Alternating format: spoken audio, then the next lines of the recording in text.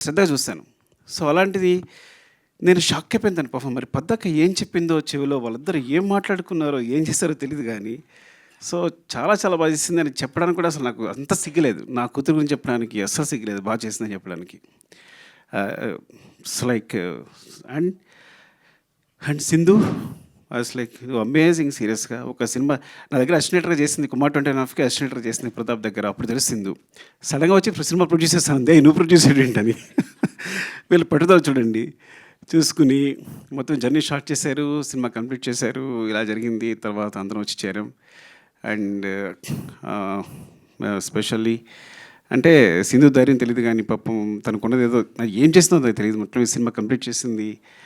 Crowd funding తను funding అదంతా నాకు తెలీదు. బట్ ఒక సినిమా చేయడం, ఒక మంచి సినిమా చేయడం కోసం వాళ్ళ పట్టుదల ఇద్దరు కూర్చుని. అండ్ పద్దక్క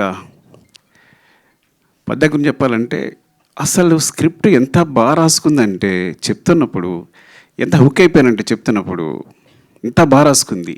సరే బాగా రాసుకుంది, బాగా తీస్తలేదా? ముందు రోజు ఫోన్ చేస్తుంది, నేను తీస్తానా సార్ అని. నువ్వు బాగా తీస్తా ఏం పర్లేదు. ఎందుకంటే ఎప్పుడో నేను ఆర్య అప్పుడు కథ చెప్పడానికి వెళ్ళినప్పుడు చిరంజీవి గారికి కథ చెప్పడానికి వెళ్తే చిరంజీవి గారు కథ ఉన్నారు. కథ విని అరవింద్ గారు ఫోన్ చేశారు చిరంజీవి గారికి.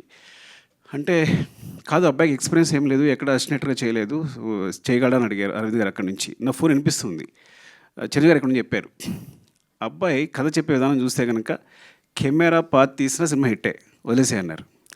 అంటే కథ ఒకళ్ళు చాలా బాగా చెప్తారంటే బాగా తీయగలరని బాగా నమ్మకం ఉంది నాకు. సో, నువ్వు బాగా తీయగలవు, కథ చాలా బాగా చెప్తున్నావు.